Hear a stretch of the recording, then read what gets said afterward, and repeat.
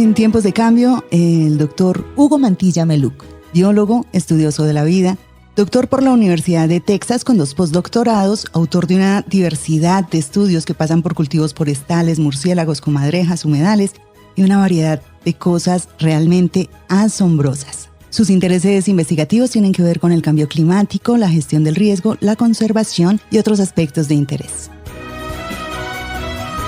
Una criatura diminuta, de género femenino, que según entiendo necesita de nuestra sangre para poder reproducirse. Este es el tema del día, hoy en Tiempos de Cambio. Bueno, doctor, usted se fue muy joven, me imagino, para Texas a estudiar. Pues eso de la juventud y la adultez es relativo, pero digamos que sí, siempre tuve el interés de seguir sus preguntas y muy temprano, digamos, identifiqué que los escenarios en los cuales se podían resolver y sobre todo los actores con los cuales yo quería dialogar, pues estaban ubicados en otros lugares. Yo quería ampliar ese diálogo y sí, muy temprano salí yo de Colombia. Viví un tiempo fuera, pero pues afortunadamente regresé. Usted se ha dedicado a indagar en el más asombroso de los misterios que guarda esta nave espacial a la que llamamos planeta Tierra, este misterio de la vida. Como biólogo, ¿qué es lo que lo atrapa para estudiar estas diferentes formas y expresiones de la vida? Pues tú lo has dicho mejor que yo. El fenómeno de la vida es el fenómeno más complejo. Complejo no quiere decir complicado, complejo quiere decir que suma muchísimos elementos. La vida es mucho más compleja que la constitución de una estrella o un agujero negro o cualquier otra cosa que nos pueda fascinar del universo. Es un estudio que no es excluyente, porque para estudiar la vida tú tienes que estudiar, y seguramente vamos a hablar de eso, de elementos que son abióticos, que no tienen vida. Entonces realmente en esa ambición de preguntas e incapacidad de respuesta, pongámoslo así, pues yo dije, este es un perfecto escenario para darle curso a la curiosidad. Es una respuesta bastante bonita, bastante profunda. Bueno, con el cambio climático han cambiado muchas cosas y entre ellas la adaptación de algunas especies, específicamente hoy en tiempos de cambio, lo que tiene que ver con el dengue, con los vectores que transmiten enfermedades. Vamos a empezar por ahí, doctor. Le agradecemos que nos explique qué es el dengue y cómo se transmite. Bueno, yo quisiera, si tú me permites, la explicación un poquito más para el beneficio de los oyentes, ¿no? De las personas que nos están acompañando en este espacio. Y es que tenemos una buena pedagogía, pues tristemente adquirida, que es la de la pandemia del COVID-19. Y ya no son, digamos, ajenos para el lenguaje de la gente que no está especializada en estos temas. Términos como, por ejemplo, enfermedad, términos como, por ejemplo, epidemia, términos como, por ejemplo, transmisión. Y hay que aclarar un par de otros términos. En las enfermedades que son transmitidas por algunos animales, hay 2 términos que son muy importantes.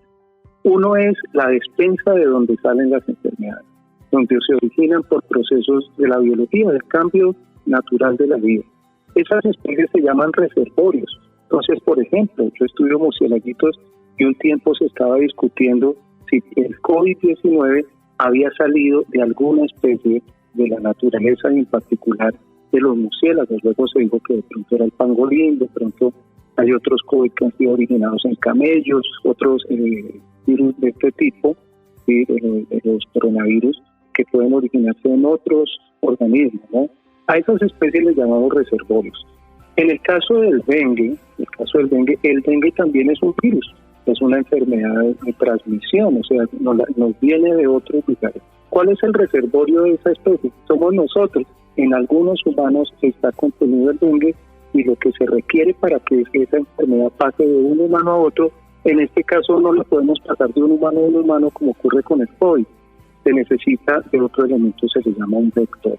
En este caso es un vector que es muy complicado y eso es lo que tratamos de entender nosotros, porque es un vector muy chiquito, de todas maneras mucho más grande que el virus, que son los mosquitos. ¿Y por qué digo yo que son complicados los mosquitos? Pues primero porque tienen la capacidad de volar y se mueven mucho. Es algo complejo para el manejo de una enfermedad o de la transmisión de una enfermedad. Se mueven mucho y se reproducen muy rápido. Entonces, los mosquitos del género Aedes, hay unos que son como naturales propios, originarios de esta parte del mundo, y hay otros que nos han venido de otros lugares y esos empiezan a complicar esta ecuación del manejo de la enfermedad. Entonces, en resumen, el dengue es una enfermedad viral, es una enfermedad que es compleja, puede llegar a ser mortal en muchos casos y se manifiesta como unas fiebres muy altas que pueden tener asociadas unas hemorragias intensas. Y eso es lo que termina complicando el cuadro de quien padece el dengue. Entonces, mira tú que es una enfermedad muy compleja porque es mortal y es transmitida por un vector que no podemos controlar fácilmente. Doctor, ¿qué tan cierto es que no es el mosquito, sino la hembra la que transmite la enfermedad para su proceso, digamos, biológico, reproductivo? Es cierto, y tú has tocado tal vez el tema que es más importante aquí. Para poder entender esta y cualquier otra enfermedad, primero tenemos que entender la biología, los pequeños detalles de la biología, los intríngulis que tiene la vida para poder darle un manejo. Y por ejemplo, lo que tú dices es cierto y sorprendente, pero si uno se pone a pensar, tiene mucho sentido. Son las hembras las que se alimentan de sangre, los machos de estos mosquitos se alimentan de néctar de las flores, que son como abejitas. ¿Y por qué lo hacen las hembras? Pues las hembras porque adquirieron esta característica a lo largo de su evolución, de su historia de vida, pero lo que pasa es que la sangre tiene altísima energía, tiene mucha energía, tiene mucha proteína y las hembras que son las encargadas de producir pues cantidades infinitas de miles de huevos y mantenerlos y hacerlos crecer en su cuerpo y cargarlos y depositarlos, pues requieren mucha más energía que los machos. Entonces sí es cierto, las hembras son las que pican y al picar a las personas inoculan el virus, o sea, como si fuera una inyección, te lo ponen adentro al ellas estar alimentando.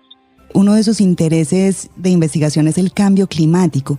¿Qué tanto influye el incremento de la temperatura en algunas regiones donde tradicionalmente no hacía presencia este vector y ahora sí? Pues ahí también tenemos que ver con la biología. Pues una de las cosas que estudiamos los biólogos y la gente que se dedica a hacerle el rastreo a la vida es dónde ciertas especies pueden existir y dónde no. Hay unas que son muy exigentes. Entonces, por ejemplo, un oso polar está adaptado a las condiciones del polo, tiene esta cobertura de pelaje muy fuerte, tiene un olfato increíble para poder detectar su comida en un ambiente que es bastante pobre en recursos, y los monitos en la selva pues tienen las manos, se pueden asir de los árboles, tienen esta cola que pueden enrollar y viven en su ambiente. Entonces, de esta misma manera, los mosquitos que transmiten la enfermedad, ellos tienen unos requerimientos.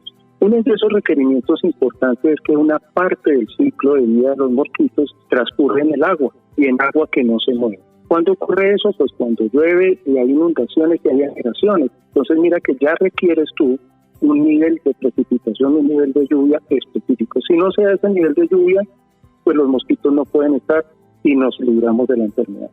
Si las lluvias aumentan y hay zonas donde se aposenten aguas, pues ahí vamos a tener un problema más grave.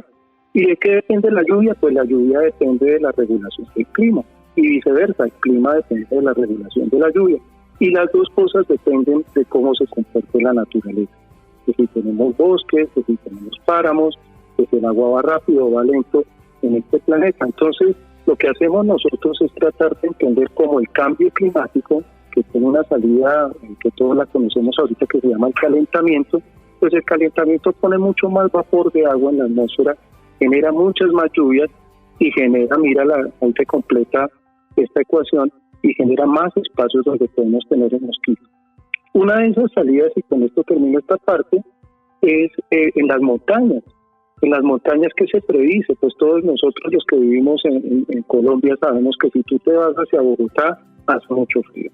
Si te vienes más abajo, vas a Cartagena, hace mucho calor, o a la Amazonía o a Chocó. Entonces, ¿cuál es la predicción en un planeta que se calienta? Que esas zonas que están abajo, con el calentamiento global, van a ascender, van a subir en elevación. Y las condiciones que teníamos, por ejemplo, en un sitio de zona templada, van a llegar más alto. Y con ese ascenso de la temperatura, lo que predecimos nosotros es que los mosquitos y sus condiciones que necesitan para completar su ciclo de vida también van ascendiendo. Y a eso es lo que le estamos haciendo un rastreo de Liliana en nuestra investigación. Muchísimas gracias por su respuesta, doctor. Y finalmente, ¿cómo se debe adaptar el sistema de salud para enfrentar la amenaza que representa el contagio de dengue en zonas rurales y urbanas de municipios de Caldas, donde antes no estaba, y a quién le corresponde gestionar esos recursos para lograr la adaptación? Es una excelente pregunta y yo diría que no solamente para el caso del dengue, sino para el caso de cualquier enfermedad, por ejemplo el COVID. Lo que necesitamos nosotros es información. Necesitamos dos cosas, necesitamos que se genere esa información y necesitamos que esa información procesada y traducida le llegue a los tomadores de decisiones como algo que ellos puedan, una herramienta que ellos puedan utilizar para justamente tomar las acciones que se requieren en manejo. Si no hay información de base que sea verificada, científica, reproducible, para que tengamos confianza, esto es como tirar la moneda y no poder actuar. Entonces, se necesita una correspondencia entre los que generan la información, que son los científicos, la gente de la academia, y que establezcan un puente con la gente que toma las decisiones. Sobre a quién le corresponde la responsabilidad, yo diría que esa responsabilidad depende de una escala. Hay una responsabilidad que le compete al gobierno como ente que nos maneja a todos y que da directrices para el beneficio de todos. Eso es un Estado. Entonces hay un Ministerio de Salud. El Ministerio de Salud tiene un apartado que se llama el CIVIGILA, que es un sistema de vigilancia donde se compila ordenadamente esta información para poder identificar dónde están los problemas y eventualmente poder asignar los recursos. Pero el tema ambiental, que es el que está detrás de todo esto, pues es también competencia del Ministerio de Medio Ambiente, es competencia de las gobernaciones, es competencia de las corporaciones y es competencia de toda la población y de la academia. Todos tenemos que aportar un poco para resolver estos problemas que son definitivamente complejos. Mil gracias al doctor Hugo Mantilla Meluc, investigador del Centro Internacional de la Montaña vinculado al Nodo Regional de Cambio Climático del Eje Cafetero.